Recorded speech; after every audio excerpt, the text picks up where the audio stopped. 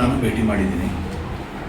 18ನೇ ತಾರೀಕು ರಾತ್ರಿ 12 ಗಂಟೆ ಸುಮಾರಿಗೆ ಒಂದು ಕರಡಿ ಓಡೋಯ್ತು ಅನ್ನೋ ಸುದ್ದಿ ಬರುತ್ತೆ.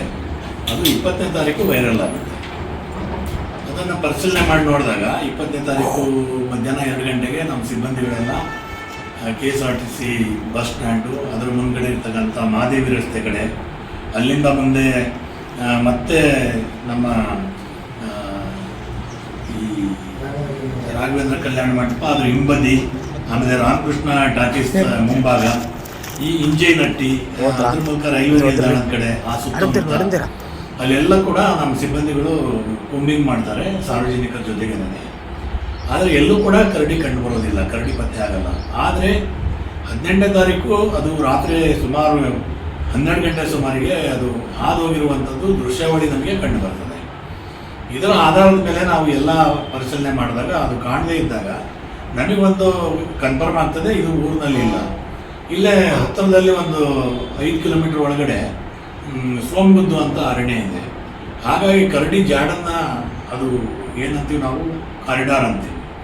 ಕಾರಿಡಾರ್ ಅಂದರೆ ಈಗ ಹೊರಗು ಕಾವಲಿಂದ ಹಿಡಿದು ನಮ್ಮ ಈ ಕಡೆ ಓಬೇನಹಳ್ಳಿ, ಆಮೇಲೆ ಈ ನಮ್ಮ ಇನ್ನೊಂದು ಕಾವಲಿದೆ ಮುಂದ್ಗಡೆ DRDO ಕ್ಯಾಂಪಸ್ದು, ಅಲ್ಲಿಂದ ಈ ರೀತಿ ಅದು ಒಂದು ಕಾರಿಡಾರ್ನಲ್ಲಿ ಓಡಾಡ್ತಾ ಇರ್ತದೆ. ಹಿಂದೆ ಒಂದು 10-15 ವರ್ಷದಿಂದನೂ ಇದಾವೆ ಅನ್ನೋ ಒಂದು ಸುದ್ದಿ ಇದೆ ಈ ಭಾಗದಲ್ಲಿ. ಆದರೆ ಊರಲ್ಲಿ ಬಂದಾಗ ನಾವು ಅರಣ್ಯ ಇಲಾಖೆಯವರು ಅದನ್ನು ಕ್ರಮ ವಹಿಸಬೇಕಾಗುತ್ತೆ. ಜನರಿಗೆ ನಾವು ಧೈರ್ಯ ಹೇಳಬೇಕಾಗುತ್ತೆ. ಕರಡಿ ಇದ್ದಲ್ಲಿ ಅದನ್ನು ಹಿಡಿದು ಬೇರೆ ಕಡೆ ಸಾಗಿಸ್ತಕ್ಕಂಥ ಕೆಲಸ ಮಾಡಬೇಕಾಗುತ್ತೆ. ಅದು ನಮ್ಮ ಜವಾಬ್ದಾರಿ ಇರುತ್ತೆ.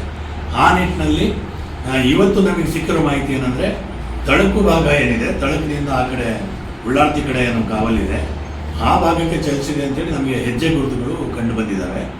ಹಾಗಾಗಿ ಅದು ಒಂದ್ಸರಿ ಕಾಡು ಸೇರಿದ ಮೇಲೆ ಮತ್ತೆ ಊರ ಕಡೆ ಬರೋದು ಯಾವತ್ತೋ ಒಂದಿನ ಆಗಿರ್ಬೋದು. ಎಲ್ಲೇ ಊರಿನಲ್ಲಿ ಬರಲಿ ಅಲ್ಲಿ ನಾವು ಅದನ್ನು ಟ್ರ್ಯಾಂಕ್ಯುಲೈಸ್ ಮಾಡಿ ಹಾಕಿ ಅಥವಾ ನಾವು ಬಲೆ ಹಾಕಿ ಅದು ಆ ರೀತಿಯಲ್ಲಿ ನಮ್ಮ ಕ್ರಮಗಳಿರ್ತವೆ. ಪ್ರೋಟೋಕಾಲ್ ಪ್ರಕಾರ ನಾವು ಅದನ್ನು ಹಿಡಿದು ಬೇರೆ ಕಡೆ ಸಾಗಿಸಲಿಕ್ಕೆ ಸನ್ನದ್ಧವಾಗಿದ್ದೀವಿ. ಹಾಗಾಗಿ ಜನರಿಗೆ ಕೆಲವರು ಫೇಕ್ ವಿಡಿಯೋಗಳನ್ನ ಬಿಡ್ತಾ ಇದ್ದಾರೆ, AI ಕ್ರಿಯೇಟೆಡ್ ವಿಡಿಯೋಗಳನ್ನ ಬಿಡ್ತಾ ಇದ್ದಾರೆ.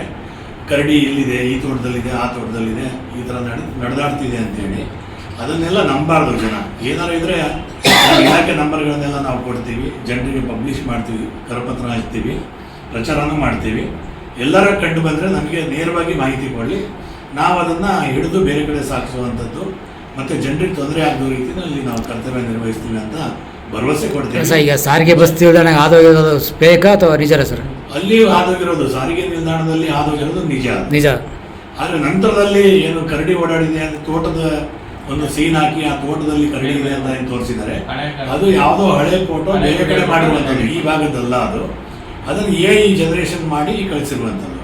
ಹಾಗಾಗಿ ಜನ ಇಂಥ ಫೇಕ್ ಫೋಟೋಗಳಿಗೆ, ಫೇಕ್ ವೈರಲ್ ಮಾಡ್ತಕ್ಕಂಥ ವಿಡಿಯೋಗಳಿಗೆ ನೋಡಿ ಹೆದರೋದು ಬೇಡ. ಏನೇ ಇರಲಿ ಅರಣ್ಯ ಇಲಾಖೆ ಸಿಬ್ಬಂದಿ ಅವ್ರ ಜೊತೆಗಿದೆ.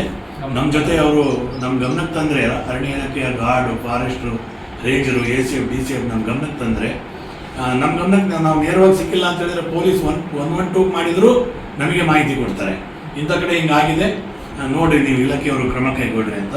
ಹಾಗಾಗಿ ಜನರು ನಮಗೆ ಮಾಹಿತಿ ಕೊಡಲಿ, ನಾವು ಕ್ರಮ ತಗೊಳ್ಳಿಕ್ಕೆ ತಯಾರಿದ್ದೀವಿ. ಜನ ಯಾರು ಹೆದರಬೇಕಾಗಿಲ್ಲ, ಜನ ಸುಳ್ಳು ಮಾಹಿತಿಗಳನ್ನು ನಂಬಾರ್ದು ಅಂತ ನಾನು ಮನವಿ ಮಾಡ್ಕೊಳ್ತಾ ಇದ್ದೀನಿ.